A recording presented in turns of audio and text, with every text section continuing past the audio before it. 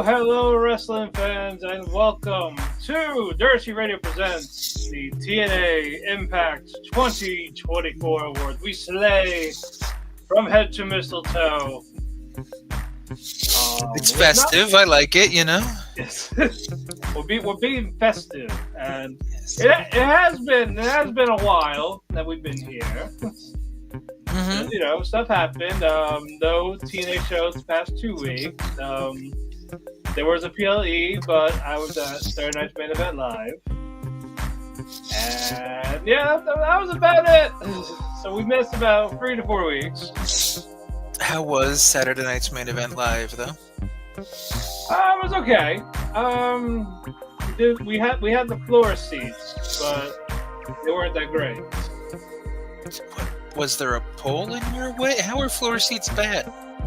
Like, unless you're in the front row, you really can't see much. You're supposed to stand up, duh. Well, we did that, and like, oh, wait, get out of the way, get out of the way. Get down in front. Yes, pretty much. That ain't bad. That we know, just on the floor 100 maybe is fine. Or unless we just suck it up and do first row, which, no. Yeah, maybe if it's something you really, really want to go see. Yeah. Yeah, but that's probably pricey. Yeah, I mean, this was $260 for the floor. Gotta imagine that front row would have been at least double that, if not triple. Oh yeah, right? No way how we were gonna do that. Especially if it was like positioned at the ramp or anything, like depending on how they had everything come out. Yeah. Well, if we were about the entrance, cool, but we weren't. We were closer to the commentators. Oh. Yeah, we were like 15 rows back behind that. So you got to see Jesse Ventura. You were happy? I saw him from a distance, but yes. Okay. I know he was fine. Fine. Well, that's good. That's good. Yeah. His commentary was still pretty decent. I don't know if you watched any of that back with the commentary. I did. Yeah. I'm glad he was playing into the heel still, like sympathizing for Kevin Owens. Yes. He remembered his old gimmick and just steered into it. So that was good shit. No. It's always good seeing Jesse Ventura. He still got it, as they say. And since Vince is gone, maybe we'll see Ventura more often. Yeah, so that must have been a heart attack and a half. Just having Ventura back on? Yeah. I mean, for Vince, maybe. It's like, what the fuck? Could you imagine if Vince actually buried the hatchet long enough to just show up to do commentary with him just for one match? Really go real old school where we met on commentary with Ventura? That would have been funny. I think people would be okay with that, you know what I mean?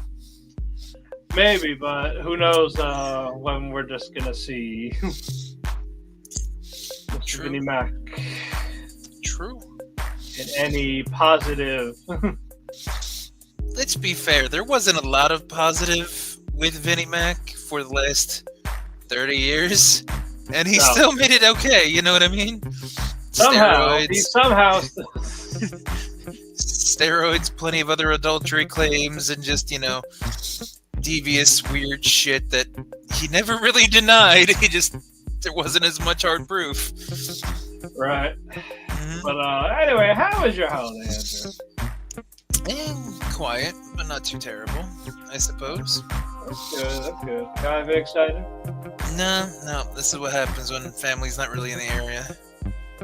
Which I guess you're in a similar situation, because your brother isn't near you, right? He's still in New York, or? Yeah, he's still on Long Island, and and then we can just get Christmas cards from people. But my brother gave us a new TV. Oh, that's nice. Yeah, because we really didn't want anything individually, so let's just get a combined gift. We'll give them a combined gift. And it's practical too, so that's good. Yeah, so they gave us that, and then we got them one of those butcher boxes. Oh, nice. Yeah, so hopefully he made use of that already. Yeah, hopefully. Oh, it was like $190 for 6 different meats. I mean, it's supposed to be good meat, though. Honestly. Yeah, no, I got him ribeyes, New York strips. Was it? What the hell is it? That I forget what the hell. What was the brand of the butcher box? Who does that again? Oh, I have no idea. I gotta look. No, they're not actually sponsored through. I thought they were sponsored through Omaha Steaks or some shit like that. No, I don't know who. Yeah, no, I don't know who sponsored them. I'm being honest. Okay. It was more of hey, I want that. I was well, okay. Oh, that's good. I was do you want any type of meat? He's no. It's all beef. All right, so all beef. All good meats. No vegan shit. Yeah, it's you don't want chicken, you don't want fish. No, we just want steaks. Okay. Can't argue with that. I would have gone 2 and 2 of each, but. I don't know, because I used to do the Omaha Steaks thing, and they used to have these nice small, I think they were little sirloin steaks, but they were wrapped in bacon too. Yeah. Oh my god, that's fucking delicious. I gotta get those for myself next time. Ooh. Yeah, I never had any of them for myself. So, you have to treat yourself sometimes. I do. It's just what if it Parks and Rec? Treat yourself. I would love to treat myself like that. So hopefully the new year. Okay. But I did get some knives. Got a lot of knives. Cutlery for cooking or cutlery for humans? What I do to the humans is on my own. I wasn't sure if they were tactical knives or if they were culinary knives. You know what I mean? No, they're culinary knives. Knives. Okay, you never know, because I had a tactical Christmas one year too. So I had a nice nice Bowie knife, and that would be nice. They are. I got so many knives. Yeah, I got those Japanese Damascus steak knives and regular knives. Oh, those are nice. Yeah, from the Hexclad. Yeah. The Gordon Ramsay shit. Actually endorsed, or just the same brand as him? I don't know if he does his own. He endorses them, yeah. Oh, nice. That's cool. Yeah, and I got the magnetic knife lock, so I can just stick them on there. I don't have to put them in like little holes, like the right, like a right, like in one the, of those chopping block thing. Yeah. I know what you mean. Yeah, so it just like stick on there even with the sheath. Yeah. No, that's really cool, actually. So I'm like, ooh. Do they need to be sharpened? It has the rod to sharpen. Oh, it does. Oh, Yeah, that's yeah. fucking great. Okay. Yeah, so I can go there. Oh, very nice, very nice. It Yeah, comes yeah. with all that nice shit. It Uncle does. Gordon knows what he's doing. Uncle Gordon. Yes. I know. Very nice. I finally got a chef knife because I never had one. Those curvy knives. I never had one. Now, is it for cooking, or you just try to fill it like some kind of like house husband yakuza kind of dream, where you just? It's for both. Okay, so you're gonna get a dirt bike next. That's what you're telling me. Yeah. Okay. Get the dirt bite next. And they'll just be like, "Oh no, he's just a sushi chef. That's all he is." Like we don't know why people keep ending up dead whenever he's around. He just makes sushi. Yeah, and then I'll ask for the white powder. Yes. Yeah, I used one of the knives to cut the lamb. It was nice. It cut like butter. Like holy shit. You would hope so, because it's still new. Like, Yeah. if it doesn't do really good out of the box, there's a problem there. You're like, hey. No, I had to make sure. All right, let's see how they do. Fair point. Yeah. So I definitely made up for the fucking Thanksgiving massacre. That we will Yeah, we won't mention it. I know. Because I moved on. I'm glad you moved on. You got off the couch. You found your happy pills. That's what you're telling me. I found my happy pills because I had the happy pills like Stolas had. He had a whole fucking box. Yeah, I was gonna say I just want the box of them. Like I'm like Jesus Christ. How did? Do you just say, hey, you just give me them, or is Stella that awful? I mean, do you need to ask that question? That's a good point. Like she was reveling in the fact that he couldn't talk to his daughter. Like that's a whole different level of. Yeah, hilarious. He wants to talk to his daughter. It's like, oh my god, shut the. I hate both of you so much. I like Andre's voice actor. Well, yeah, because his voice is so snooty and irritating. It's perfect. I know. It reminds me of, I don't know if you watched it growing up, but did you ever watch Tailspin? Yes. So you know how there was that one episode where they had Muffy and Buffy? They were like the two bears, kind of like the Hire for Hire girl. And they had that same snooty kind of, oh, we're very rich and we're very good, but they were like fucking thieves and they were trying to like pull a con on Baloo and everybody. And it's just, that voice is just, it's so awful yet amazing. It evokes that perfect reaction. What'd you think of since this? I kind of, honestly, I didn't mind it, but I felt like the whole Millie subplot was like shoehorned in there, and that I didn't care for too much. That it was just kind of like, it was obvious to me at least with the way she was acting, and then she gets out of the bathroom, and then I'm like, I swear, if she goes to call her sister and like she's pregnant, I'm like, this is the worst like foreshadowed thing in the world. And I'm just like, wow, that's what we're going with this. After coming off a really good Millie episode, where we got great like character development and a lot of Millie-centric stuff with her and Blitz and all this other shit, and now we're just like, oh, and now she's moody because she's pregnant. It's like,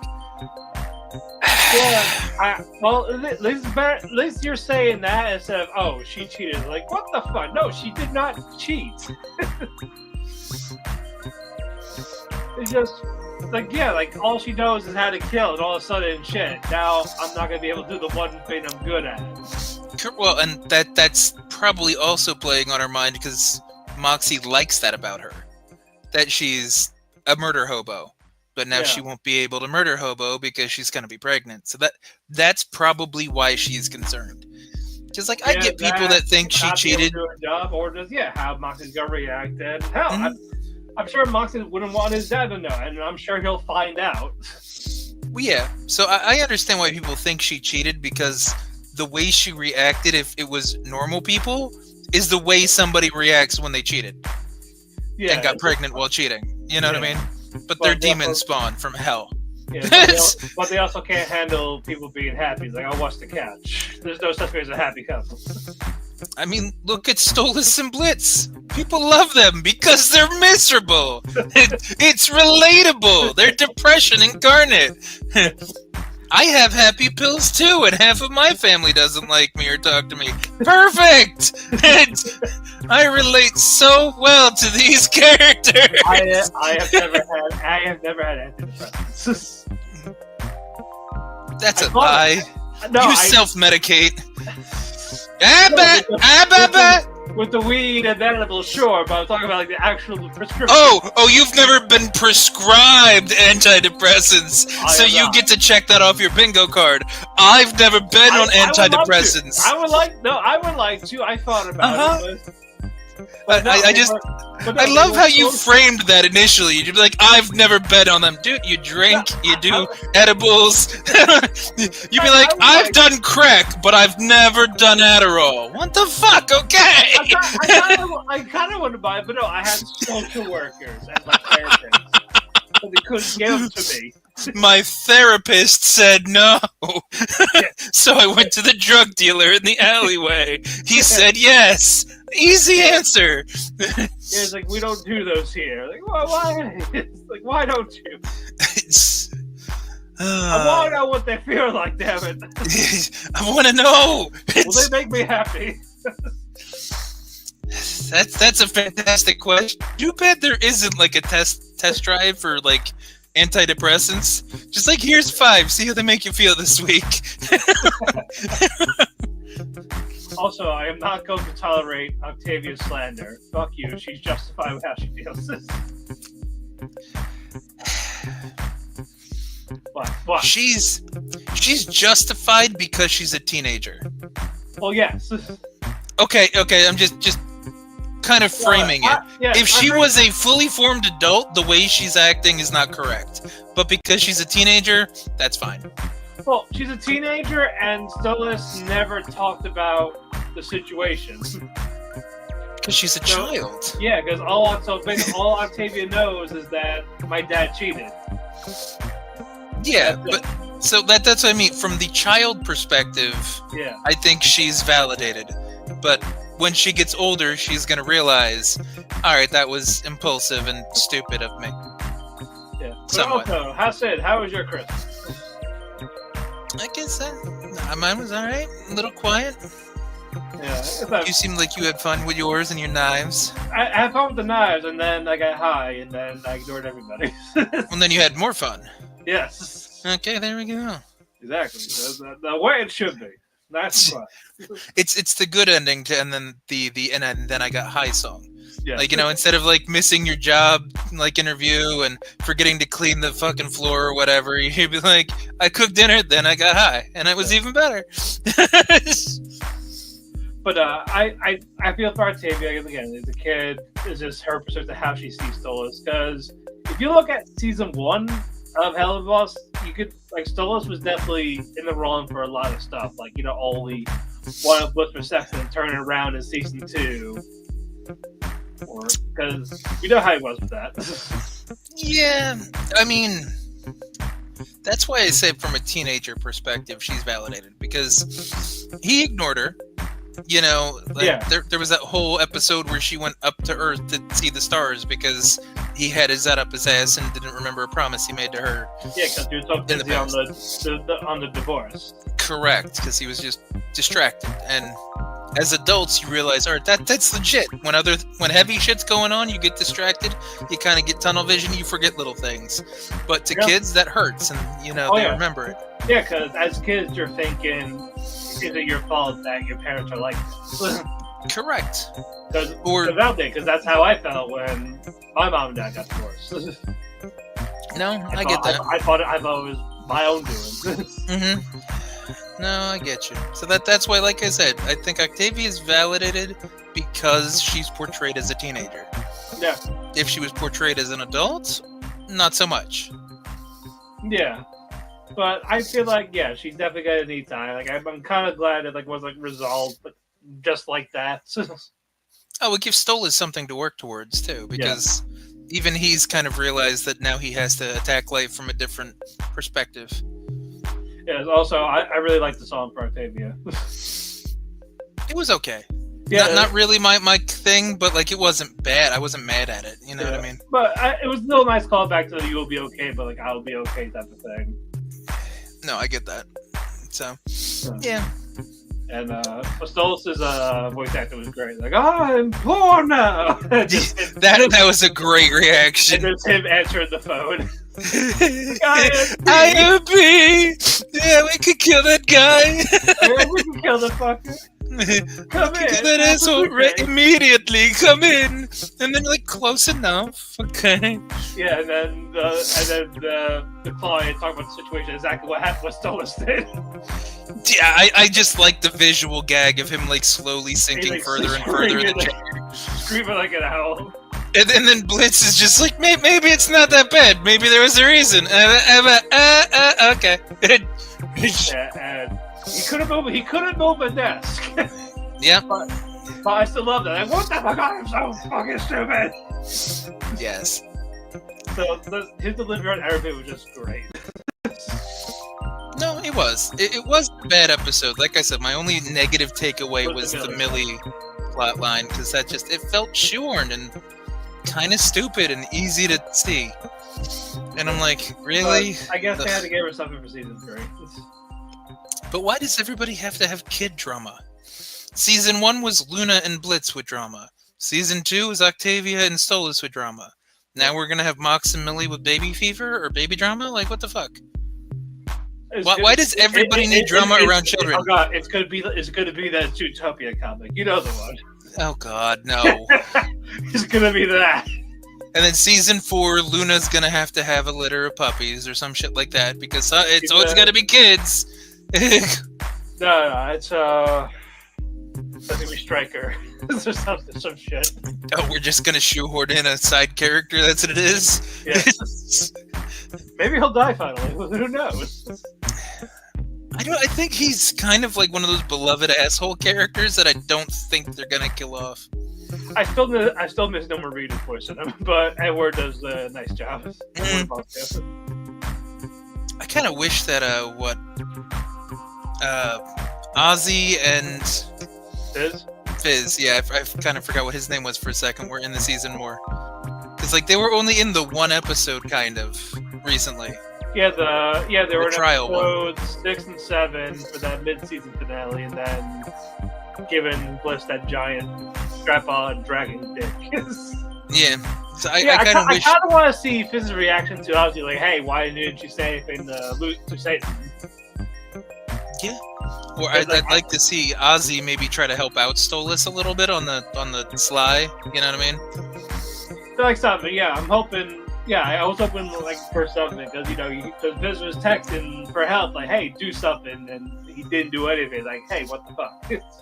Yeah, I get you. So yeah, that's kind of where I'm hoping season 3 goes, is that Stolas and Ozzy kind of come to some kind of agreement to give Stolas, I guess, a level of normalcy because he'd be working for one of the higher ups in hell. Like and some money. Yeah, or just some status again, because the lack of money and the lack of status just is like breaking his brain. Yeah, and he tasted him by Blitz, so True. Spitting in his food, attacking Blitz for having a career. I'm like, what? I think season 3's in a good spot. Yeah, it's gonna be like a year until season 3. But I think it's in a good enough spot story-wise that it'll pick up interesting. I just really hope they get away from all this like kids equal drama shit. Like, stop that. I do want to see how they'll handle it. Like, I just hope it's not generic when they handle it. Well, that's my little concern.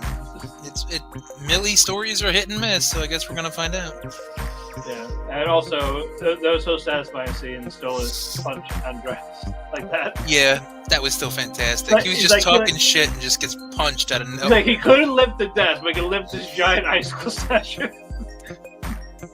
Adrenaline's a hell of a thing, No, it was like, you know what? With him, it was just on site. It's on site when he sees him choose death. Yes. So, and the fight was nice. It was.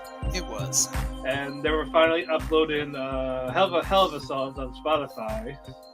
Oh, that's nice. I didn't know it was on Spotify yet. They only did the Sisma song and one of the Verostica songs in that episode. Gotcha. So I'm like, okay, so that means hopefully during this time we'll get the other songs officially. And then probably one or two new ones to like foreshadow the next season when it's closer. Yeah, they did say they were going to do shorts in the gap while they wait. Oh, well, that's good. Yeah, and it's 15 episodes for season 3. Oh, Jesus. Still monthly, or it probably will be monthly. That's why it's going to take a little longer for it to come now, so they could have a release schedule. Fair.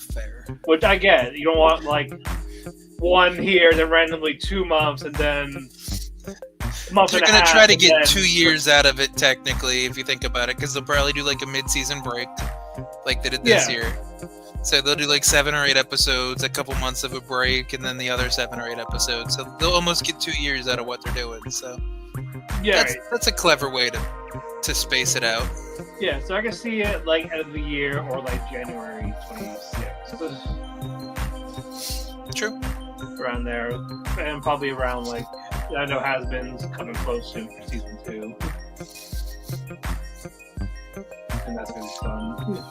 So over under, is Joe Hendry going to get the title before season 3 of Hell of a Boss comes out, or? I feel like he'll get it, but it won't be long. It won't be long. That's fine. I get you. Well, one of the 5 people are going to cash in the number one contendership as he wins it. Yeah, probably. Jesus Christ. Ugh. And what's with this about Moose going to get rid of the X Division? Is that? I hope that's the storyline. Well, he wanted to be like the best X Division champion at some point, and now I don't really know where they're going with it. It's probably going to turn into Option C because I can't see them having Leon Slater beat Moose. You know what I mean? That's too much of a size discrepancy.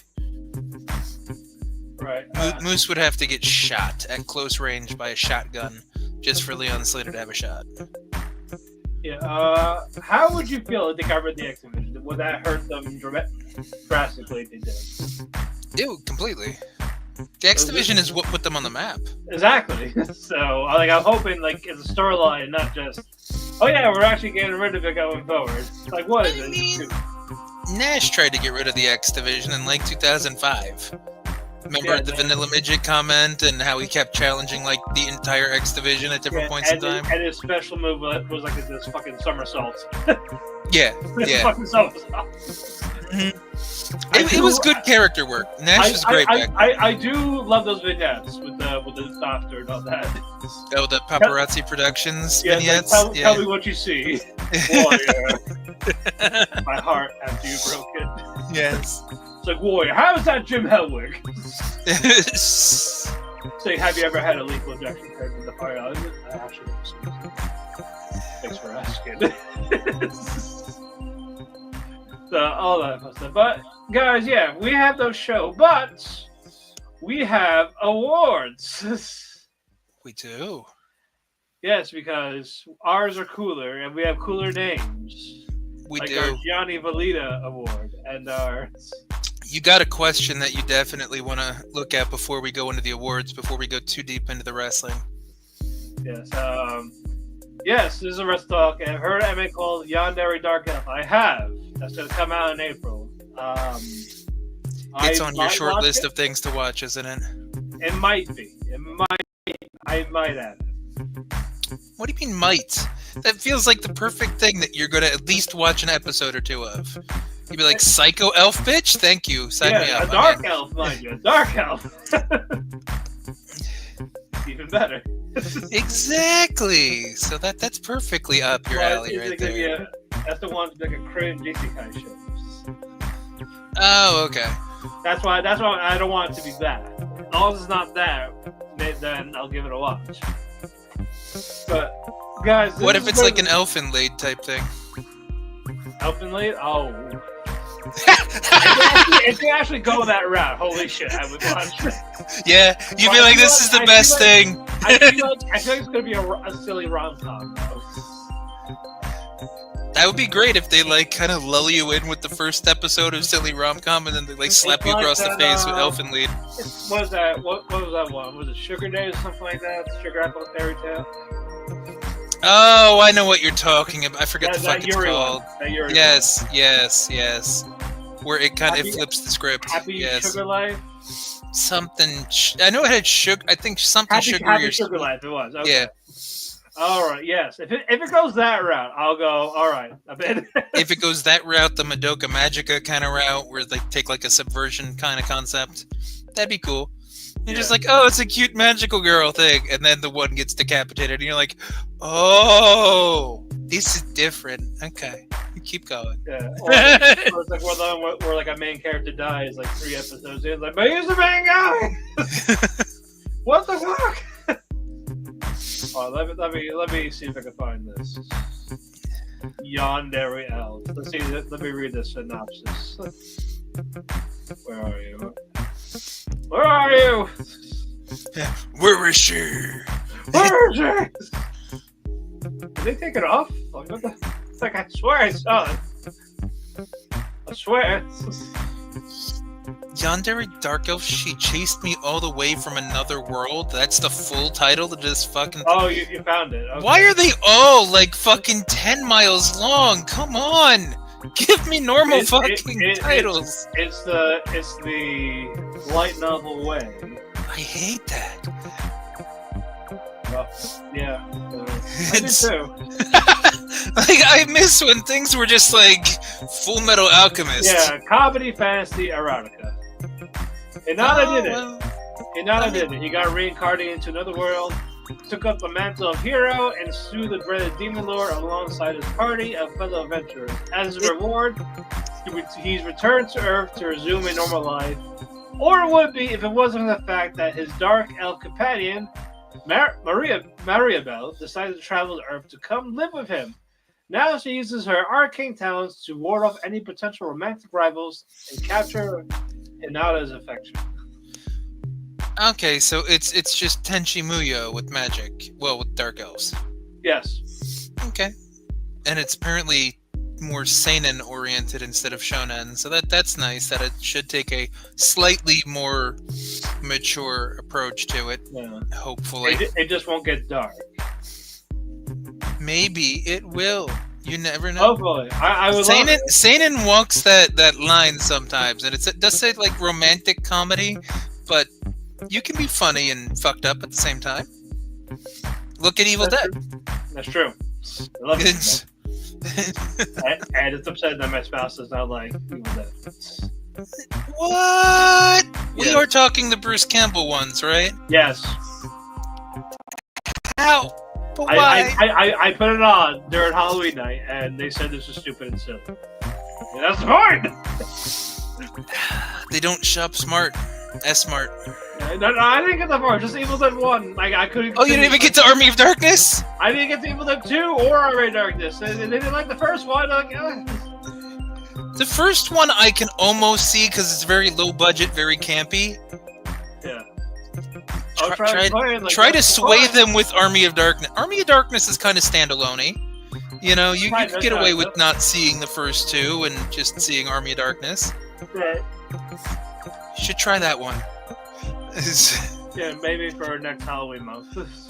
Yes. Or see if they like the series that came out a couple years ago. Ash vs. Army of Darkness? I forget what the fuck. Wasn't it just called Ash vs. Evil Dead? That's what it is. Okay, yeah. That was actually pretty good for like a little season, like a 3-season series. It's like, we wanted this, well, we got that instead, so... Mm-hmm. But yeah, here's our awards. Yes. We have a Wrestler of the Year, our TNA MVP, Best Match, Worst Match, Most Lucky from our curse. Yes. And Most Unlucky. Yes. The Joe Hendry Award or the Tetsuya Knights Award, whatever you want to call it. Mm-hmm. The Kenoh's Affection Award. We may have to explain that one when it comes up, but it's appropriate. Same with the Gianni Valleta Award. Yes.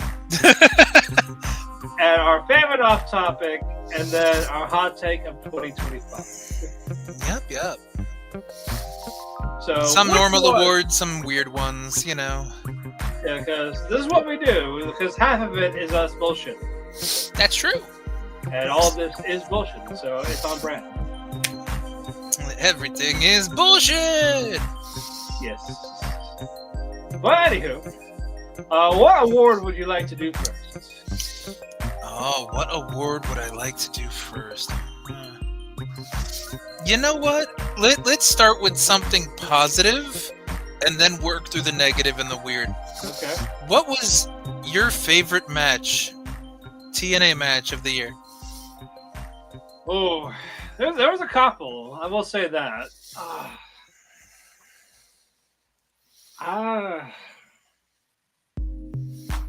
We're gonna have to give it to Josh Alexander and Will Ospreay. Oh, the Hard to Kill one, right? Or was it the first Impact? The first TNA Impact show. Impact, yeah, that's what it was. I knew it was like the beginning of January. I just couldn't remember if it was Hard to Kill or if it was. Okay, that's not a bad one. That was a really good match, and it was. And the promo after was like that was like the ice on the cake for like this is like the new chapter of TNA that made you think maybe they might get Will Ospreay to sign with TNA. Mm-hmm. And then Scott D'Amore got fired a week later. Yeah, and then you're like, oh, never mind. Now it's definitely not gonna happen. Bruv, you got room toward the call, bruv. Bangers and mash. Bangers and mash, bruv. But yeah. But I will give a shout out to Masha and Jordan from Bat for Glory, and Josh Alexander and Nick Nemeth, that Iron Man match. Okay, so I'm gonna do the honorable mention first. That I was thinking was Wentz versus Speedball Bailey at Victory Road, where Bailey won the title back, the X Division title. Okay. That one was really good, but that's my honorable mention because my match of the year is going to the Iron Man match between Nemeth and Alexander. Because that's not a bad choice either. I liked all the little wrinkles they put in there, and it wasn't bad at all. I think it was paced really well for being an hour-long Iron Man match. You know, right? I think they did pretty good. No, I absolutely agree. So what was the worst match for you?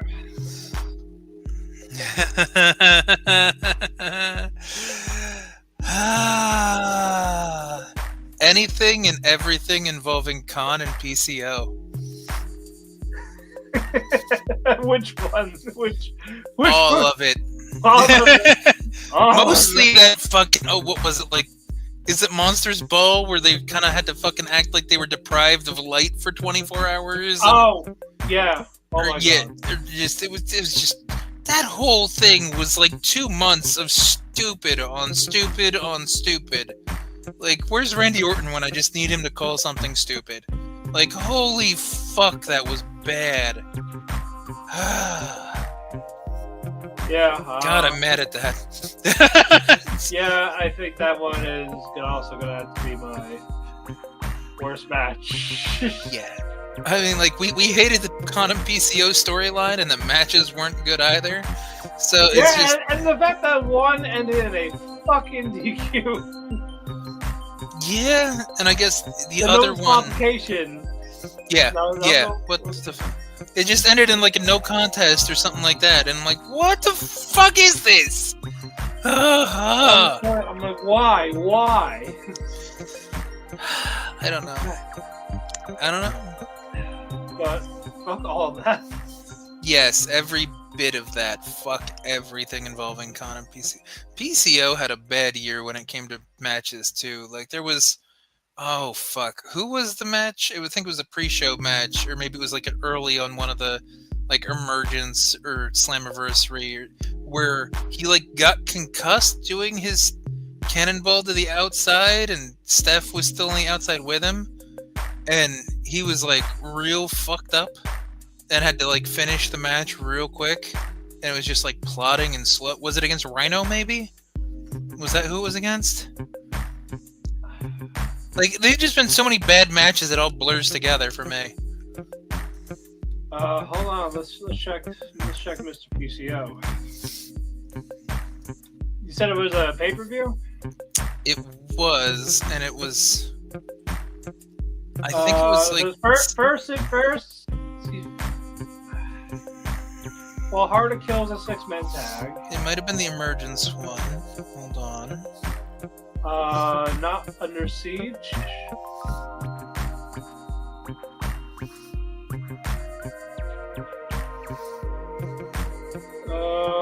It was against Rich Swann against all.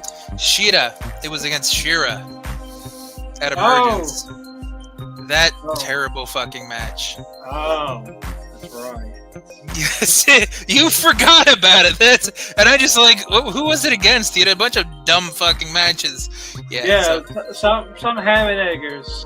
Yeah, more or less. So like, anything with Khan or that Shira match, I think really has to just go down as the black mark of TNA this year. Because holy fuck, that was bad. Yeah. Oh boy. I miss PCO in Honor No More. He wasn't even great in Honor No More, but the fact that like he was the only babyface and it turned the Honor No More stable against him at some point, but the crowd still loved him, like that was a nice dynamic. You know what I mean? Right. So I kind of wish they'd figure out how to make that work again, because his gimmick is over as fuck, but his matches are just fucking nasty, and not in the good way. What was your tag team of the year? We don't have it on here. Who was your tag team? Ooh, for TNA specifically or in general? For TNA specifically. Oh, I mean, if you want to do in general too, you can. But I'll throw in general as well. Yeah, we can do that. We can do that for the rest of the stuff. So real quick, what was your match of the year in general? That top team, if you have. In general. Trying to think, because I didn't watch nearly as much as I usually do outside of TNA. Yeah. Fuck. You go first. I'm still thinking. If you have an idea. It would have to be CM Punk and Drew McIntyre Hell in a Cell. That's a good one. It is, because I was also thinking Cody and AJ. But Cody and AJ was really nice. I know people love Ospreay and Danielson. But I kind of like Ospreay to catch it better. I mean, also because I like to catch them. So. No positivity. Just flippy shit with no story. Stop it. I don't know. Like it's a hard ask. And worst match, probably Jimmy and Jay. That's from all the hype.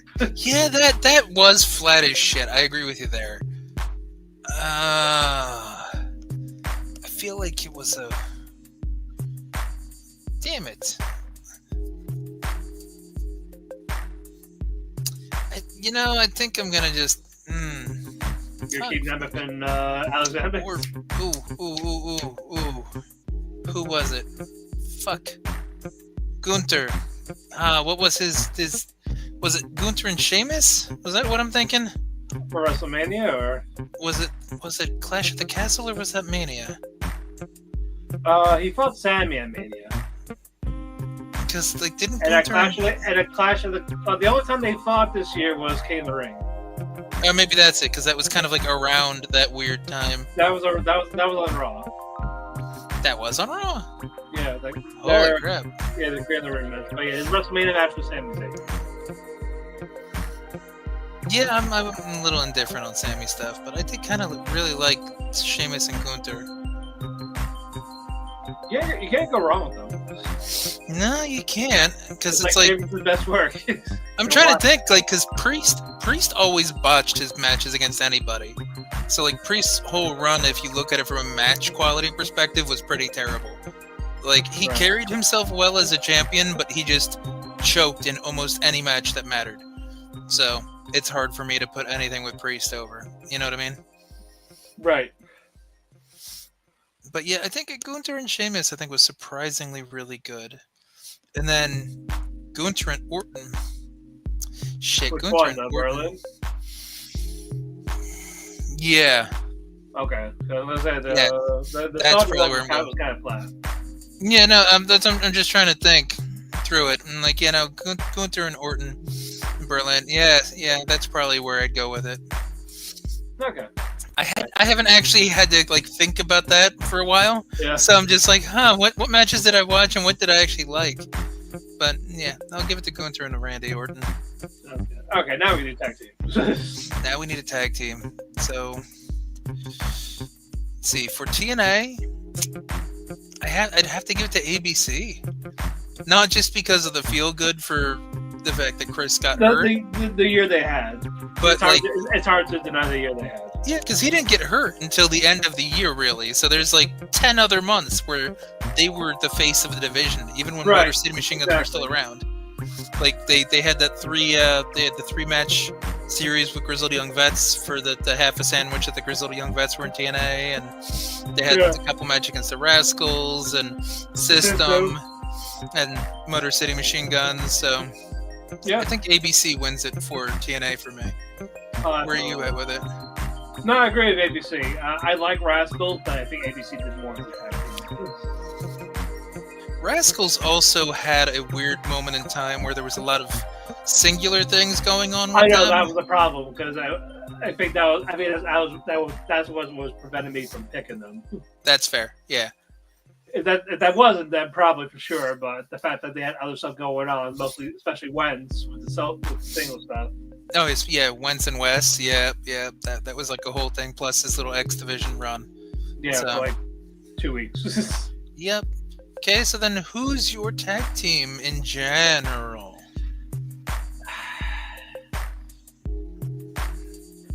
Like, with the style I really shouldn't, but I kind of had to give it to Fraxium. Fuck you. I wanted to say that too. Now I have to pick somebody They are really good. I know! That's why I have to pick somebody different to be different.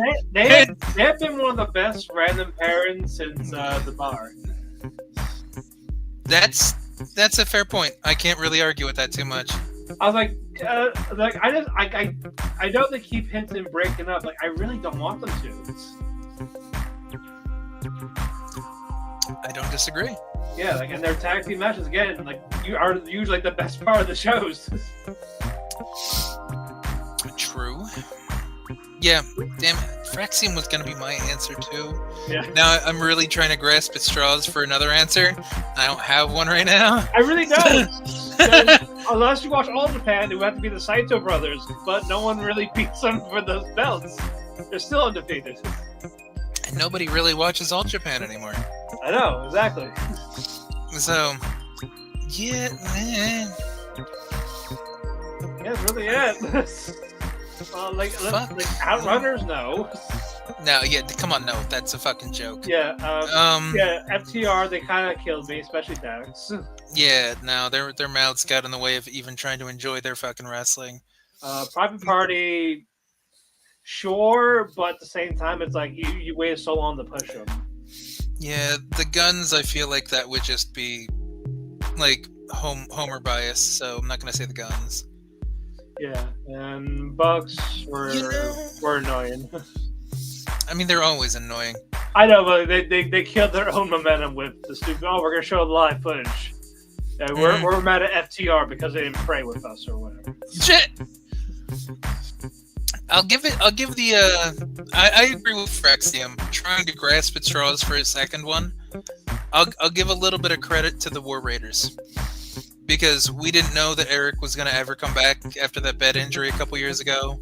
Yeah. He comes back. They win the Raw titles. Whatever the fuck they're called now. The Raw titles. I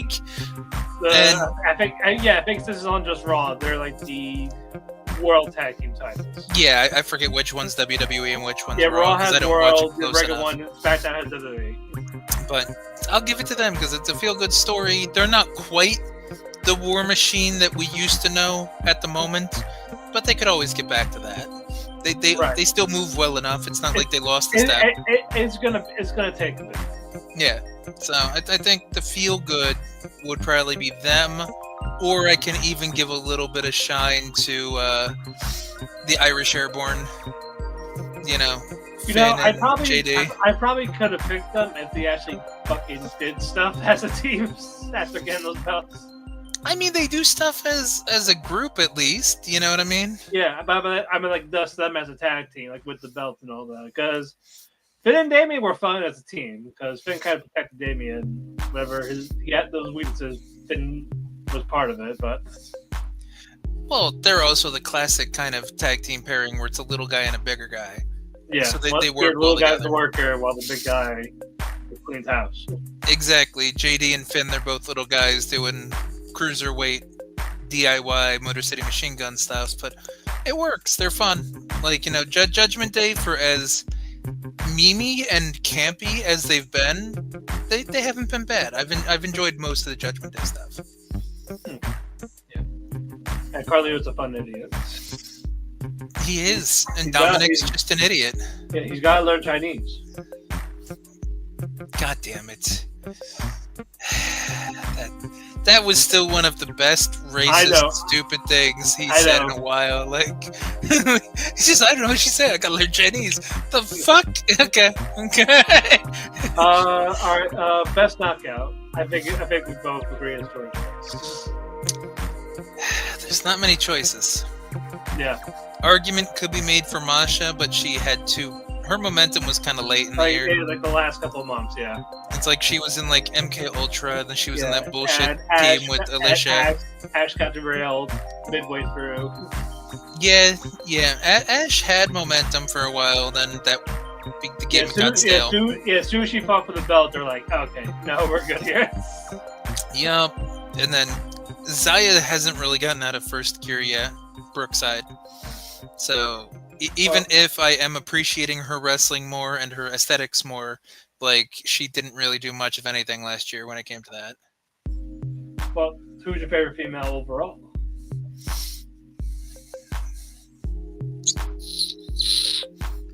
Overall? Yeah. You know I've loved her since the Electric Bat hardcore match.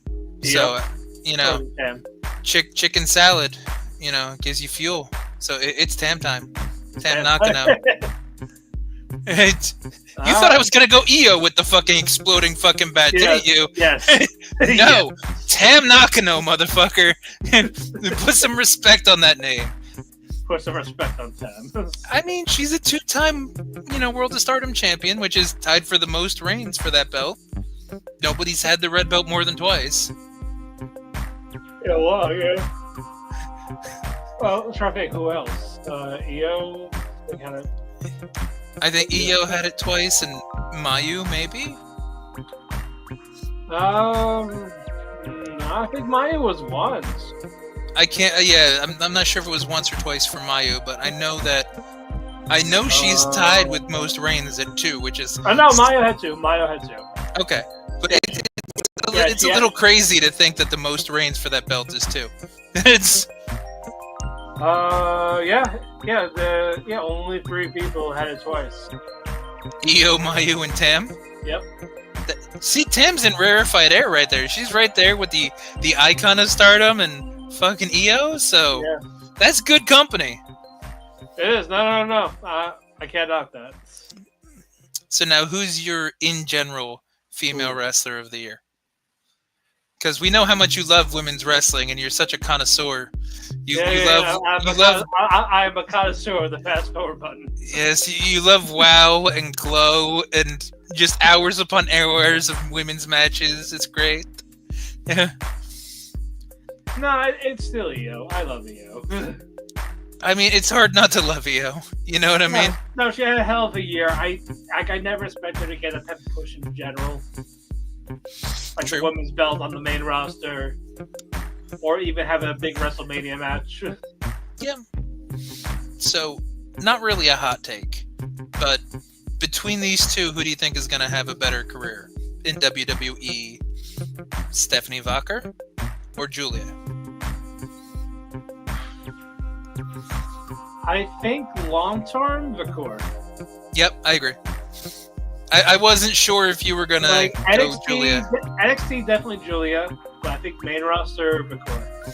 I think Vaquer is gonna win people over because I think Julia's got the hype right now. She's a slow build. Yeah, I think Julia's got the hype right now, but much like when she debuted in Stardom, I've never been huge on Julia. I've never loved her. We had this argument before we had a show. Yeah. You know what I mean? we definitely did. So, like, Julia's a lot better than she used to be. I do enjoy most of Julia's matches now. But, yeah, I think Vaquer is just a better wrestler in general, and I think it's going to translate over better. Yeah, so... No, I agree with. Yeah, I think Vaquer will definitely. Julie definitely get a chance to shine. Mm-hmm. Okay, well, how about your regular rest of the year? I mean, rest of the year, but yeah. Okay, so we start with TNA because it's our show. Yeah. Don't say the fighting champion. I know that's your answer. I can't take it from you. No. We should have had a fighting champion award. A fighting champion. No, because then you'd have to take a shot for the award title, and we're not gonna relive that all the time. No. Your liver won't like that very much. No, it would not. It would not like it. I'm gonna go Moose. I think Moose had a really good year. He was champion for like the first half. He's X Division champ for the last couple months. He's been in and around the main event scene the entire year. The system's been on top, and he's the face of the system. So, with the exception, obviously, of Hendry being the crossover fucking, viral sensation that he is. Yeah. If you look at just the wrestling aspect of things, I think it's hard to argue with Moose. Right. Who's your pick? No, I agree with Moose. Oh, okay. Here I have expected you to say Wentz or Bailey. I know Moose has kind of been a goof after he lost the belts, but it's hard to deny stuff before that. I mean, but that was 6 months of a reign, because that was Slammiversary. That's what I'm saying, like, yeah. So yeah, and he was still trying to be somewhat serious, but yeah, the whole group became more comedic after once they all lost the belt. losing. Like, that was their own broken moment. when they weren't talking and it was just Lish doing the whole, do you want to know something? 5 fucking times. Your favorite person's still Alicia Edwards. I know it is. What about yours for in general?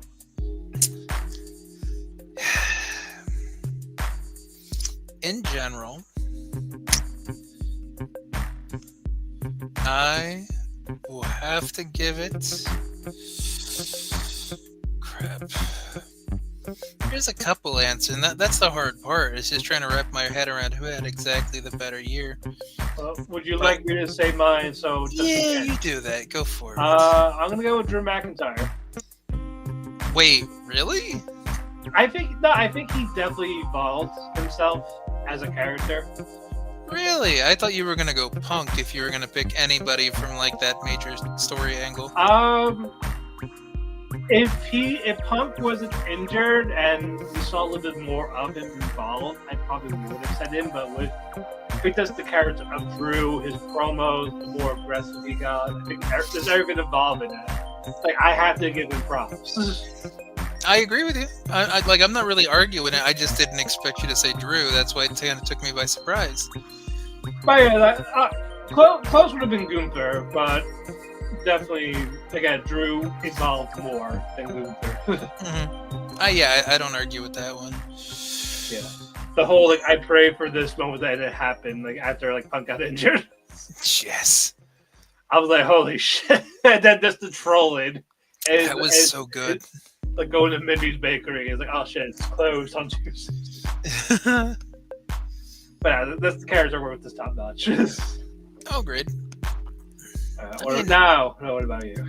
Yeah, I feel like the easy answer is Cody, but I also feel like he's been a little irrelevant the last couple months. Like, it's not his story that's been driving like a lot of interest. It's been the Bloodline stuff, or CM Punk and Drew McIntyre was kind of a big talking point for a while. So I don't feel like he's quite making a big enough impact. Right. And honestly, people were talking more about Kevin Owens becoming more aggressive and going back to old heel Kevin Steen kind of stuff. Yeah. People were more happy that Owens was more like Kevin Steen than they were like, oh no, Cody's got to beat him. It's just like, no, we like Kevin. Kill him. Yep. Okay. So part of me almost wants to give it to Zack Sabre Jr. too, just for finally getting the title. But right. I can't really just give him a pity like fucking win like that. Yeah, well they did. So. I mean, they can, but that's also, he's fucking been there, 6-7 years, and they've been dragging his ass along. And it took everyone leaving to get it. Yeah, basically. And he was fucking, bullshit-ass television champion, or United States, whatever that fucking weird belt that they made. That TV belt. Yeah, that fucking dumbass title. New Japan World belt, yeah. Ugh. Well, I'm glad they got rid of the New Japan Wrestling belt. But they made the Rambo stupid because of it. I know. Like the Rambo for being a comedy pre-show match. Now they're just like, no, now it defines the number one contender. I'm like, oh, you made it serious. That's not cool. That's not fun. It's stupid. I don't want to watch a serious Rumble for fucking 20 minutes at 2:00 in the fucking morning. I'm like, stop it. No one wants this. I want to see old people doing dumb shit and like everybody like piling up on one person to eliminate them or some shit. Alrighty.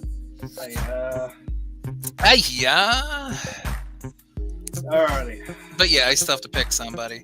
So I guess if I was gonna pick someone,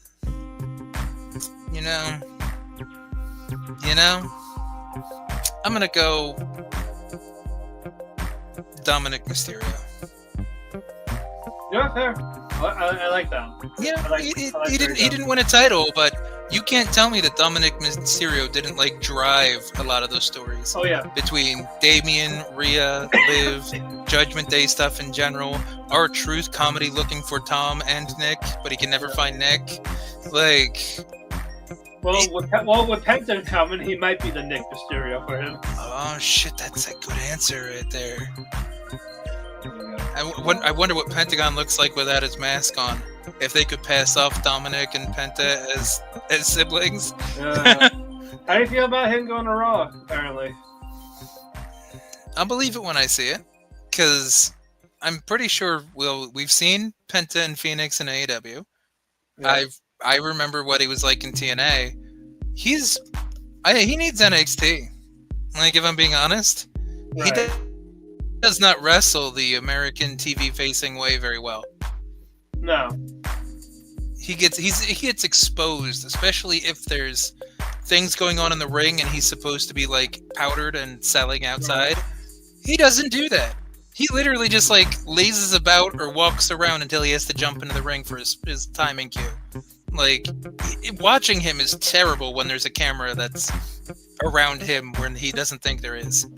Like, he needs help. He needs Jesus. Yeah, he does. But speaking of Jesus, oh God, who is your MVP of the year? TNA specifically, yes. Yeah, you can do both, but yes. Okay. Let's start with TNA. With TNA. MVP, sadly has to be Hendry. Yeah. Because if you look at the words MVP, most valuable. It is like crossing over NXT, getting a lot of views. The stuff with his theme song going on music platforms. He's even doing shit in like reality of wrestling. And I only know that because that started coming up on my YouTube recommendations. Because and Booker T hates him. No, he's the leader of his fan club. He's the fucking president. That's why he's on reality wrestling. It's just Booker T is a tsundere. You just didn't know that. So everyone's a tsundere. He's pretending like he doesn't like Hendry, but he secretly loves him. the T in Booker T stands for Taiga. Taiga. It better not be Toradora Taiga. Yes. That is exactly who I meant. Yes. Damn it. She's the quintessential tsundere for Lolicon. Tell me I'm wrong. I love how you stopped it. For Lolicon, yeah. Well, yeah, because everybody else knows that the quintessential tsundere for like older, more normal age, I guess, anime characters is Rin. No, Rin! Tosaka from Fate. Oh, okay, yeah. Well, also those times, but yeah. Well, Asuka's not a bad answer either, don't get me wrong. Yeah. But Asuka's a little more unhinged than your average tsundere. Look, just get some yogurt in your hand. I'll cover that. Yogurt! Is that yogurt? Taste it and find out. Ew, no. I'm like, oh, I can't believe, no, it's yogurt. Don't worry, it's just yogurt. Why is this yogurt salty? I left it out for a while. I'm sorry. Did you see that McDonald's has a collab with Evangelion? Yeah, but it's only in Japan because we aren't cool enough. I was like, where's Shinji with the ice cream? Stop dying. With the ice cream. Well, ice cream machine is broke, motherfucker. That's why. I need to go back. I need to go back to Japan, McDonald's. Yeah, go get some Evangelion toys for all of us. I would totally buy the Evangelion toys. Yeah, Ava is not. I'll buy two. Give you the other set. Oh, good. I appreciate that.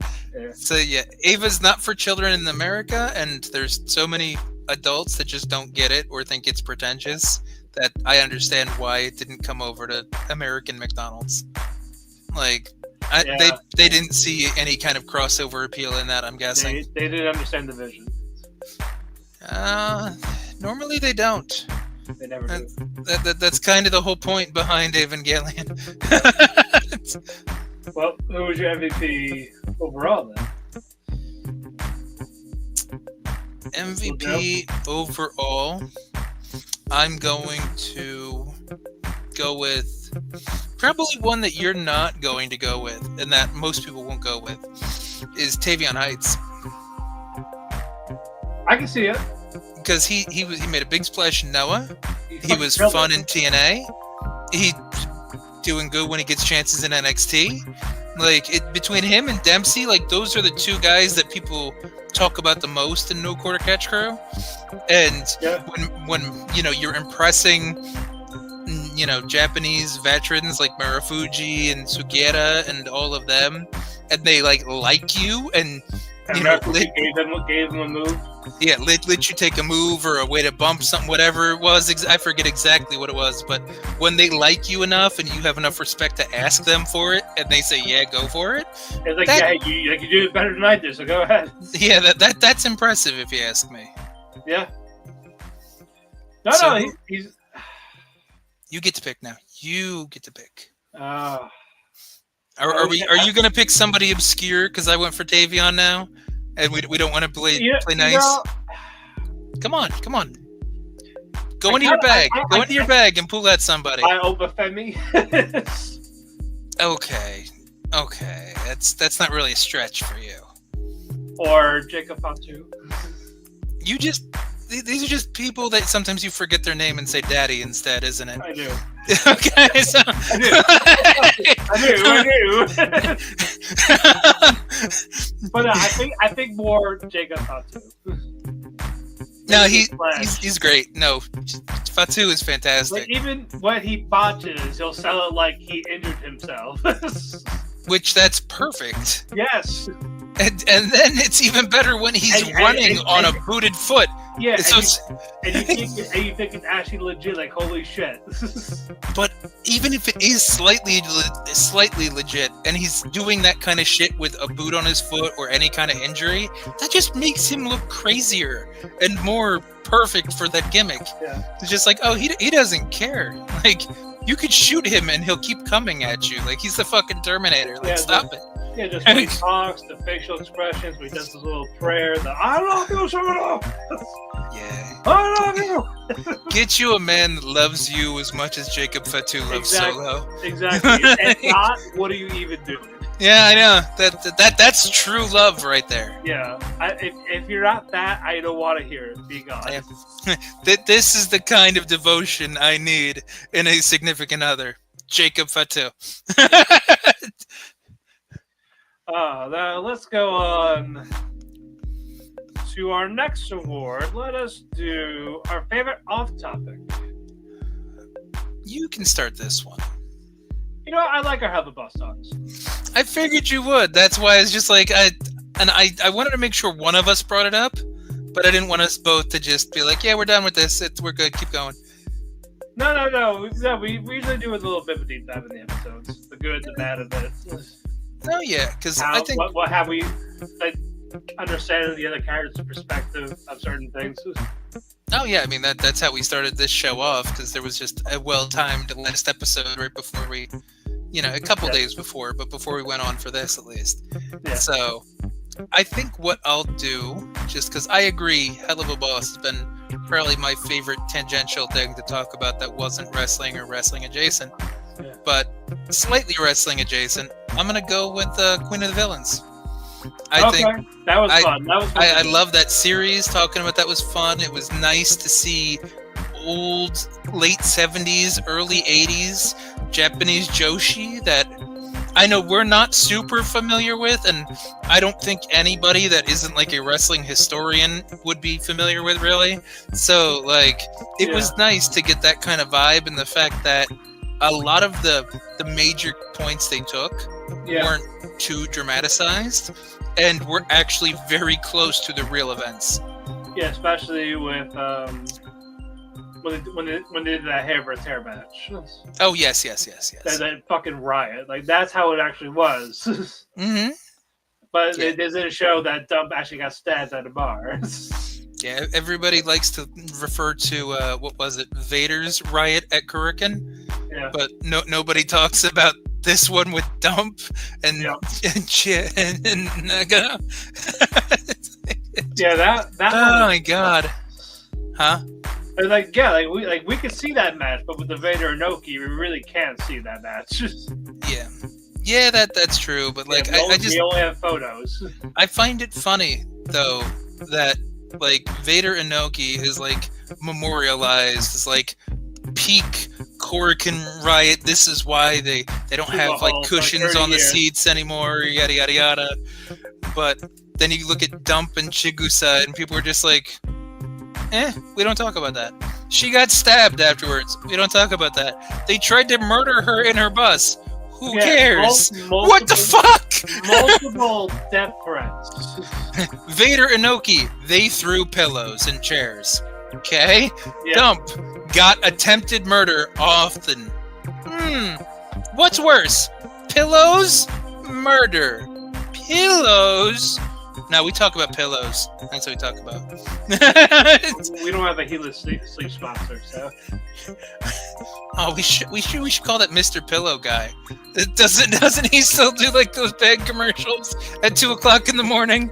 I don't know. I don't watch TV that late anymore, so I don't know.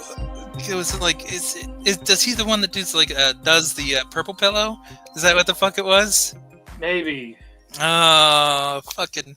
That's the only thing I miss about cable TV is like the really shitty fucking infomercials at like the ass crack of dawn, right in between like the softcore porn that you would get on like Sci-Fi and USA. Wild or wherever the other one was. I said softcore porn, same thing. It would either be that fucking prison softcore porn, which I'm pretty sure we all saw at least once, and it awoke things in many of the young children of the 90s. It was a different scare straight.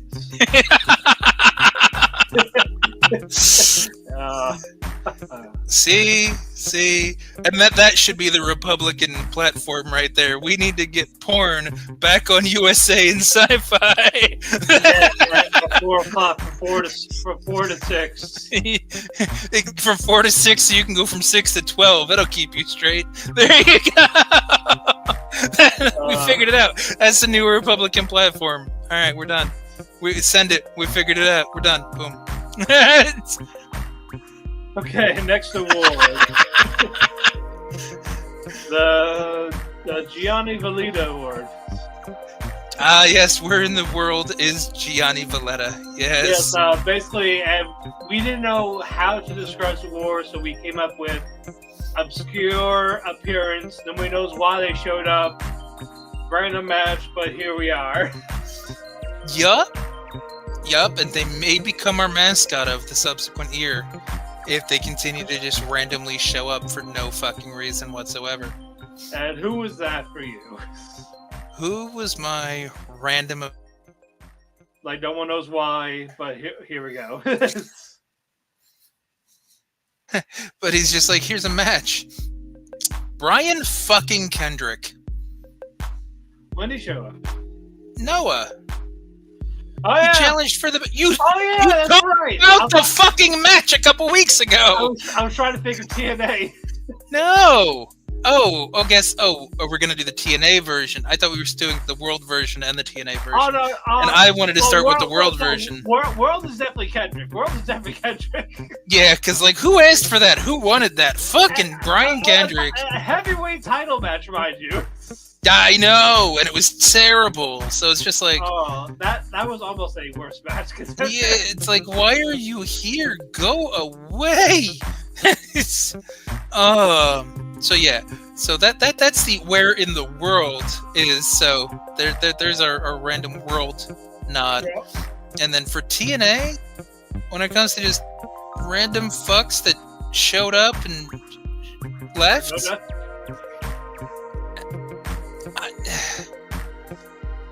Cardona's a decent one, but like that just pissed me off too. Or Bakor being married and then doing that promo. That's not bad. I would probably, personally, give it to Madman Fulton. Only because he showed up literally for that one match because of Cardona. And we have not seen him since. And I like Fulton. Fulton's a tall guy. He can move. He doesn't have a bad look in general. Like, he's somebody that they could invest money in. And they're just not. And I don't get it. Yeah. He's not being used anywhere that's like really big. So like, why aren't we using Fulton?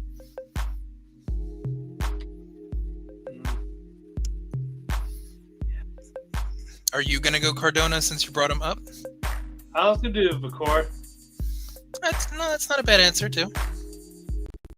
There's everything that happened, and now she's gone. Never be seen again. Will she be not married when she comes back? Nobody knows. Or wait, Delander? That's what I meant, Delander, yeah. That's why I'm just like, because I thought you meant Delander, and I'm like, did I hear you say Vakor a couple of times? I'm like, no, you mean Steph Delander. Yeah, Vakor named W because she realized it was a mistake. That's a good answer too, though. That's a good anser. That's at first what I thought you meant when you said Vakor. I'm just like, no, okay, that could be your world answer. I meant Delander. Okay. Yeah. Steph was a fumble. Like, Steph could have been good. Like, I like Steph. I think she's a decent wrestler. She talks decent. She's got a nice look. Just her doing that promo killed me. Oh, that instead of a match, she just decided to cry about her neck for 8 minutes. Yeah, that killed me. On a pay-per-view. On a fucking pay-per-view. Not pre-show, the main card. I know! Oh, stupid. Alright, now the Joe Hendry Award, aka our Naito Award. True. Someone who has so much momentum, they don't know how to push it properly. Or they wait so long to the point where people stop caring. True. I think it's Joe Hendry. How about you? I mean, I think that's the reason we named it after Joe Hendry this year. The winner's Joe Hendry. It's Joe Hendry. And however, I guess for the world, Umino. No one gives a fuck anymore. Ooh. Yeah, because, well, Saber finally got a belt, so you can't say it's Saber. No, because people were hot on Umino, and all of a sudden they just turned on him. Yeah, Umino's not a bad choice for the world aspect. Yeah, I can't really think of one that's better than that one. Huh. I like it. We'll go with Umino and Hendry. Yeah, Umino Hendry. All right, now let us do our Kenoh's Affection Award. Explain this award to the people. Okay, fine. So it's very simple because of the running jokes we've made about Kenoh's affection. Kenoh was rebuffed by the lovely Izumi of Stardom, and in his misery of getting rebuffed not once but twice by Izumi, silver medal. he went back to his boyfriend Kaito Kiyomiya, and then they had a little bit of a lover's tiff to see who got to be the leader of their little gang. Yeah, and Kaito won. Yeah, during the N1 victory, they put the belt on the line just to see who tops. Exactly. So Kenoh got to be the bottom. I guess he didn't really enjoy that because, Kaito is the champion now, and Kenoh's deciding to open up a whole bunch of different lucky packs looking for Kenta from New Japan's card because he challenged Kenta at their New Year's thing. And I like the stipulation he put on Kenta if he beats Kenta. Did you hear about that one? No, what was the stipulation? If Kenta loses, he has to stay in Noah for a year. So that means he's winning. I mean, Kenoh could win this because that'll give New Japan an excuse to do something with Kenta elsewhere and make it somebody else's problem for a year. Yeah, and that could be his retirement year. So because of the fact that Kenoh has expressed his boy love affection to Kaito and his hetero love to Zumi, the Kenoh's Affection Award is effectively just going to become our personal favorite male and female wrestlers of the world, not just TNA. Who is kawaii? Yeah, who has our hearts at the moment? Yes. So you can lead this one off. And you can pick whichever one you want, if you want to go one and then back and forth, or if you want to do both. Yeah, I still have a soft spot for Starlight Kid. She's a good answer. She was on my short list as well. Is your Zaya Brooks on? She's right there too. Just like Zaya has quickly moved up my personal rankings, same as Danny Luna, Danny Dump Truck. But I'm gonna give it to Ano Sauri. Okay. Just because I've always kind of liked her. Granted, the time that I saw her was the same time I saw Hannah in Wrestle 1. So, I was a bigger fan of Hannah, but, I really thought I liked Sauri, too. And the fact that Sauri's in Stardom now, and she's getting a little bit of a push. She's, a 2-time Wonder of Stardom champion, I think. And I think so. She's had a decent run, and, she's positioned well. And she's still cute as shit. So, yeah, I'm going to go with Unknown. Okay. And, guy for me, Obafemi. That doesn't surprise me. I runner-up was Ludwig Kaiser. Wow, Ludwig? Ludwig. Really? Not Jake something? No, Ludwig handsome. He's a handsome boy. Now I see why you like that German comedian guy. Yes.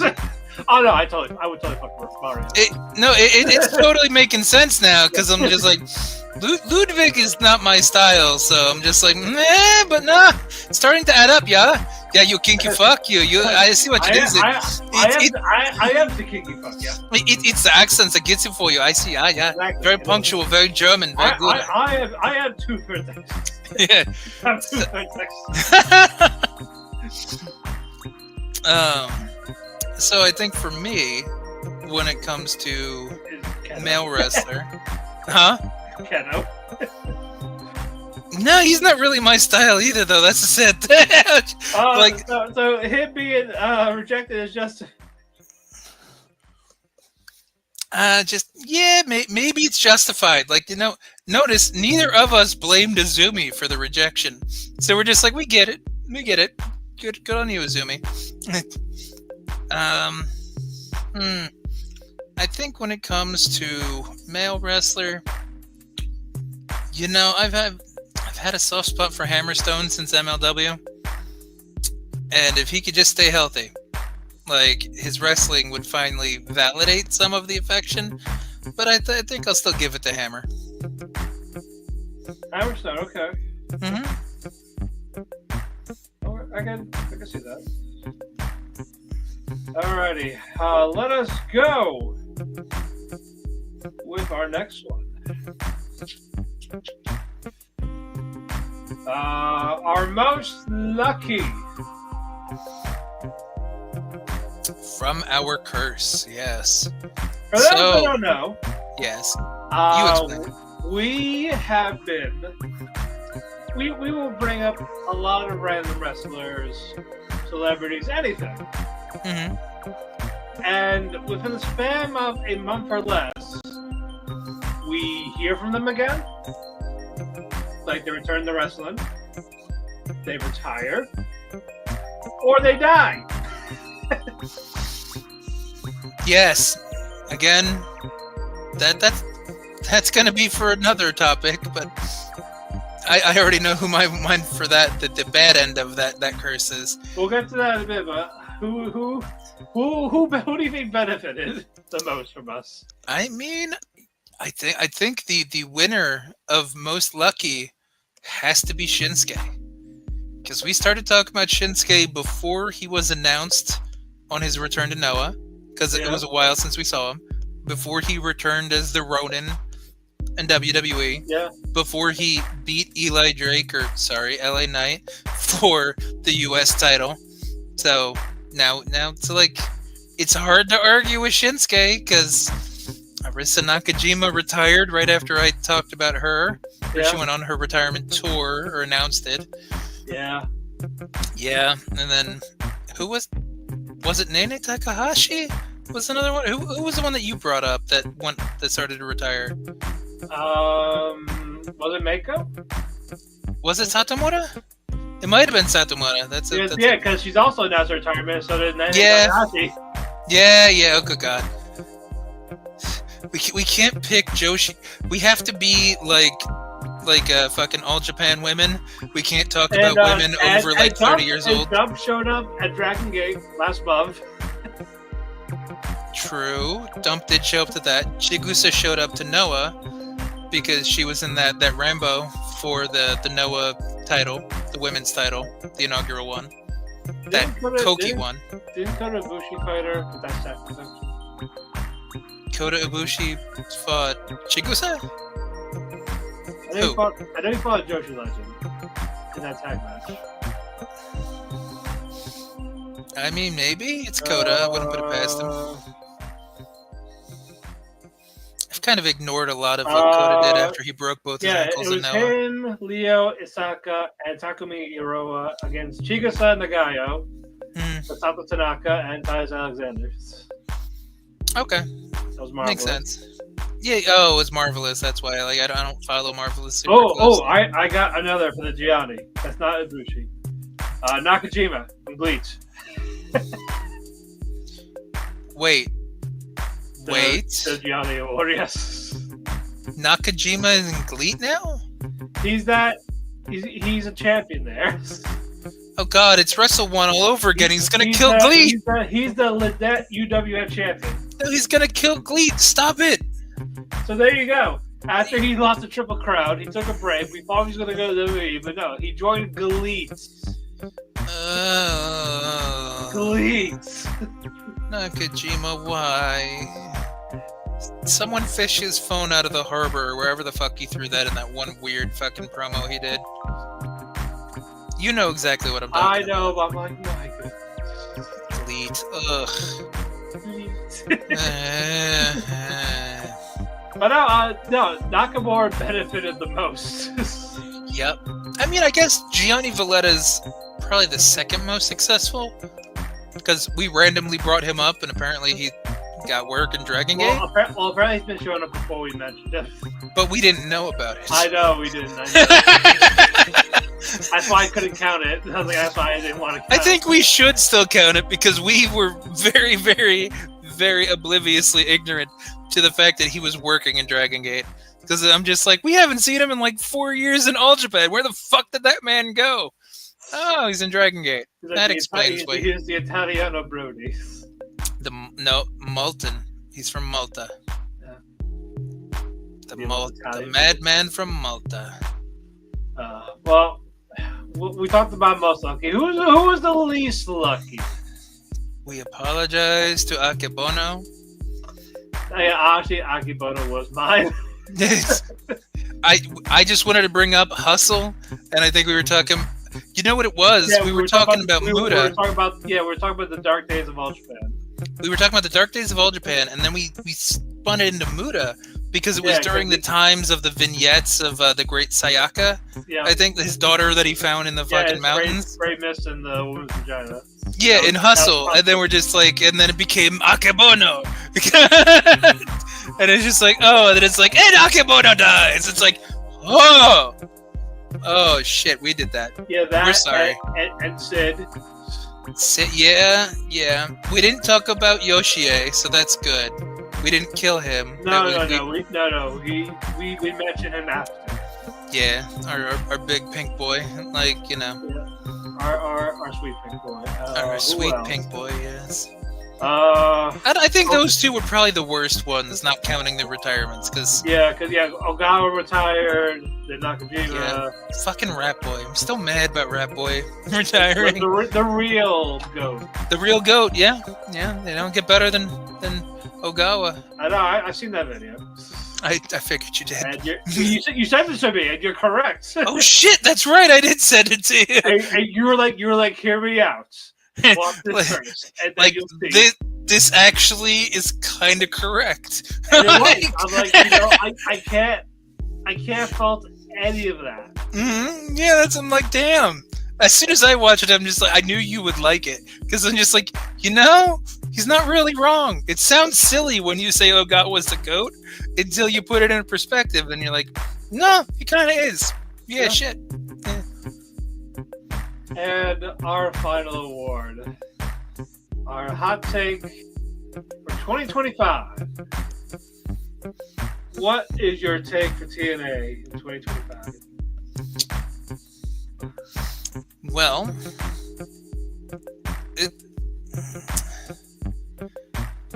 you can pick three. I'll go with one. Hot take is gonna be, we're finally gonna get Lockdown to come back, and it's gonna be that Team Tessa versus Team Sammy match that we were deprived of 5 years ago. Because I feel like Tessa's gonna make a decent push in TNA. I don't think that they're gonna put her with the men again. I hope not. It was fine for when they did it. Just don't make her a champion. For when they did it, it was still fine. There was nobody that was really big. You know what I mean? Yeah, because they played hot potato. Well, true, but they also only had like Madman Fulton as a big guy. Joe During didn't come back in until after Tessa left. So Tessa was like, that gotta be wary of Joe Doran. Well, sure. I'm just. Oh God, shit. No. Shit, no. Fuck. Great. Now I gotta keep an eye out on it. Son of a bitch! You better beat that cancer, because I haven't heard shit. Yeah, I really hope he's okay. Fuck. We don't want Joe Durig to go on the least lucky award next year. No, we really don't. Anyway, him, it will be a default, whether it's good or bad. True. Yes, I agree with you. But yes, I think Tess will be fine. I don't see her fighting the men this time around because there's too many bigger guys in the main roster. Because there's PCO, there's Hammerstone. Like, you can't legitimately make an argument that she could beat them. When it was just the Christ brothers and Sami Callihan and Eddie Edwards, they're her size. Come on. Like, if you can suspend your disbelief where Rey Mysterio can beat Kevin Nash, you can suspend your disbelief that Tessa Blanchard can beat up Sami Callihan. Am I wrong? You're not wrong. Okay. So that's where I think we're gonna get an intergender lockdown match, because they have to have a knockout on Sammy's team, just because I don't think they're gonna have Tessa crossover too much. But I just want Lockdown to come back. Right. I want Lockdown to come back, and I was a big fan of Tessa during the initial run in TNA and the indie work she did in like Wrestle Circus and stuff like that.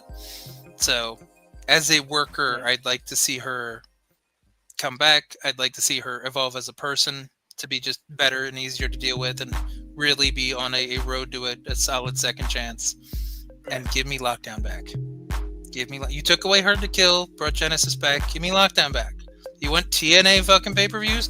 Give me fucking Lockdown by April. Yep. That's all I'm asking. Yep. Make that our April tradition, damn it. Yes. Okay. Mine is kind of a two-parter. I can see Marty Scurll coming in. Ooh. Leading to an exodus from some of the talents also. A larger exodus than there's already going to be? Because they're losing like 5 or 6 of their bigger names. I'm talking about outside of budget cuts. I can see a good chunk of people wanting out. Like choosing the one out, not take I ain't fucking working with you.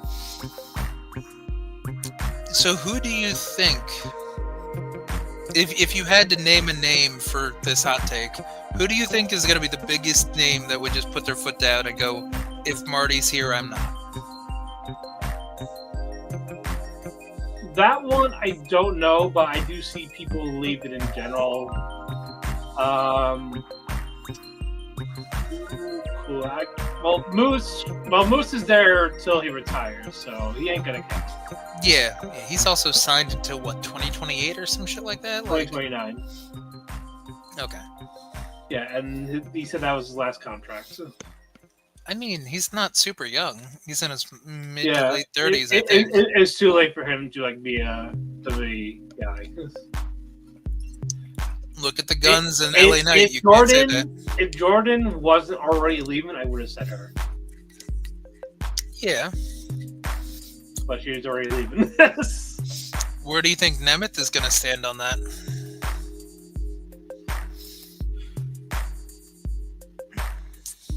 He's got to have some brain. Does he? Does he? He is from that's true.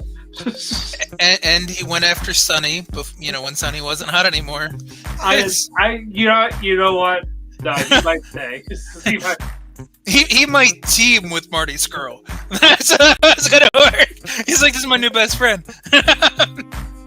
Yeah, I don't know age limit, but I do see people leaving.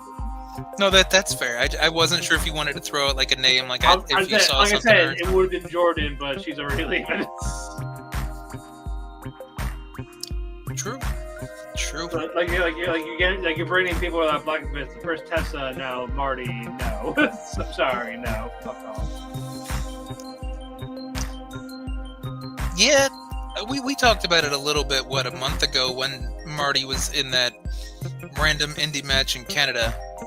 Yeah, and Santino wanted to book it for his promotion. Yeah, and it was a lot of current people in TNA that were involved in that show too.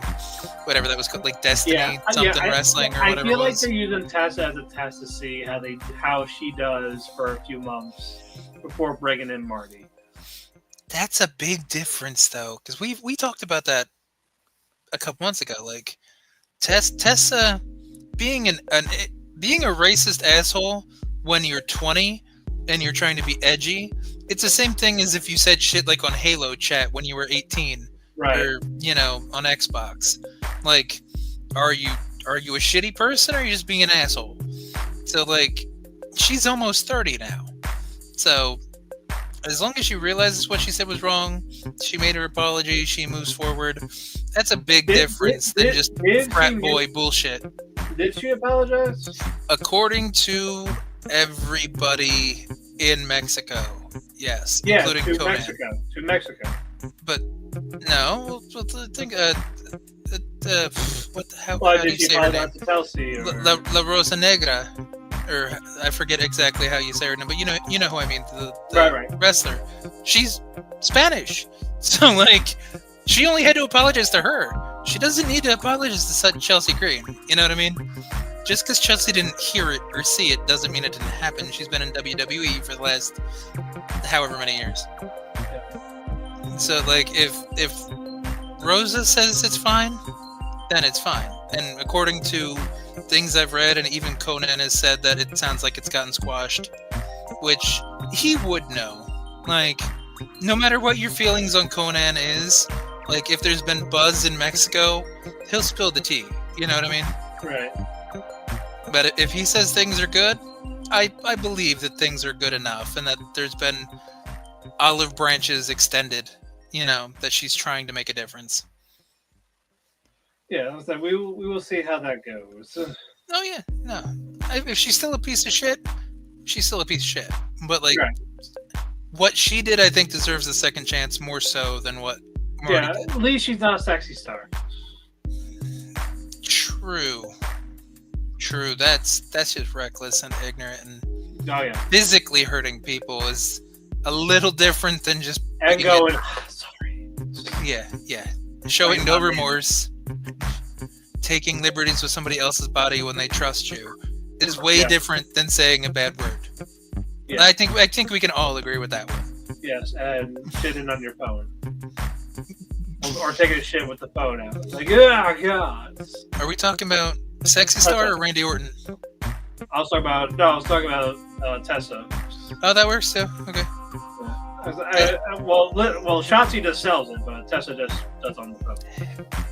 Wrestlers love shit play. What can you say, man? I don't know why. They're into that shit. It's okay. 2 girls, 1 cup is just like pre-show stuff for them. Well, yeah, I should ask Tony Atlas that. No, he's into feet. That's how it works. Oh god, could you imagine if somebody imagine if he'd want Jordan Grace to walk on his face and then take a shit on his chest. Tony Atlas's wet dream. Jordan Grace walking on his face and shitting on his chest. And what happened? She grabbed my pecker. Like, who'd you complain to? To who? She stepped on me. She stepped on me. Tony Atlas invented the "step on me, mommy" phrase. Yeah. No, the wrestler I knew on Long Island actually stepped on him a few years ago. Really? Yeah. It was at I believe it was an ECPW show. Good for them. Yeah, she was stepping on his face in the backstage. As like a prep thing, just for shits and giggles. He asked her. Interesting. Well, good on her. It's like, I mean, do it up. Maybe he just saw her like putting her boots on and she had nice feet, and he's just like, "Hey, could you step on me?"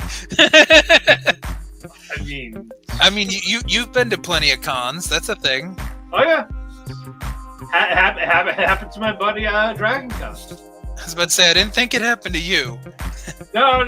You're a kinky fuck, yeah, but I don't think you've really ever talked about liking getting stepped on. No, I don't do step. People have limits. Everybody does. That's true. Yeah. That's why we don't kink shame. We judge. We don't shame. Exactly. But that concludes our awards. Huzzah! Huzzah! Yay! But we're gonna wrap it up here. Joe Doring better be safe. What? Joe Doring better be safe. Yeah. This is the end of 2024. We already did the awards. It shouldn't leak over to 2025. Yeah. Well, it might not happen. It might have been just this year. Our curse better work like Final Destination, or that new movie that's Final Destination, but the chick fucks people in the right order and they die. What is that called? Like Laid? I think. Oh, I'm like, did you see the commercials for that? I see the commercial. I forgot the name. Just like, it's like Final Destination pussy. So just like that's all that I think of. Like, I think it's called Laid, but it's called Staten Island or Long Island. Shit, that's not wrong. Could also be called like Hoboken or Bayonne, but yeah, follow me on Twitter, DaveThinks12. Follow Andrew at WC Word Chief. Follow Dirt Sheet Radio on various platforms, whether that be Instagram, the Twitter, the Facebook, TikTok, Blue Sky, maybe Threads. We'll see. We're in a different format because stuff happened, and we're gonna be moving to a different video platform into the new year. I like this layout though. Like the little circles, that's kind of nice. Yeah, I put that in. It's good. I like it. That's what good. But yeah, we had no rewinds all this whole week because it is holidays. But follow Dershi Radio again, all the various platforms, and our recap shows, which is Monday, Tuesday, Wednesday, Thursday, Friday, and the occasional PLE on a Saturday or Sunday. Yeah, Sunday's Level Up, right? Yeah, I think Level Up is gone. Yeah, I think they're getting rid of it. I didn't watch it to begin with. I just knew we had a show at some point. Yeah, I just like, we saw. Yeah, we looked at it yesterday. Yeah, it looks like they're getting rid of it. Just like with Rampage. So Rampage and Level Up will be gone. Oh no! Whatever are we going to do without Rampage and Level Up? Yes, I mean, bring back Shotgun Saturday. Bring back Heat. See, everybody loves Heat. Even though that was like Velocity was okay. Heat wasn't even the C show. It was like the H fucking show. But like everybody loved Heat. We had anyway. stars that we had Ministry, we had Austin, we had Rock. And the best thing was when they had a pay-per-view on Sundays, Heat was the pre-show. Yeah. We didn't have to sit through 2 bonus hours of pre-show idiocy because we just sat through an hour of Heat and then it went to the fucking pay-per-view. Yep. Like, you know how easy that is? Fucking A. Come up with a Saturday Heat. Or just do Saturday Main Event as the pre-show. And then done. No more bullshit pre-show shit. Exactly. But, yeah, we're going to kick it off. We'll be back here in the new year. So, say goodnight, Andrew. Good night, Andrew. All right, good night, Andrew. But no, we will see you guys then. Hope you joined us. Thank you for a very fun year, 2024. I cannot wait for what 2025 has in store for us. Hopefully more good in the wrestling side. Hopefully some happy pills too.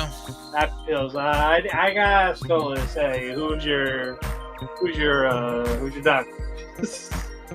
I get to tell, but who's your doctor? The doctor doesn't give me the happy pills. That's how that works. Exactly. Like you had like 100. Give me one. Give me one. I mean, that would be nice, but I prefer the Blitz way of acquiring things. Like, if you don't have money, just take it.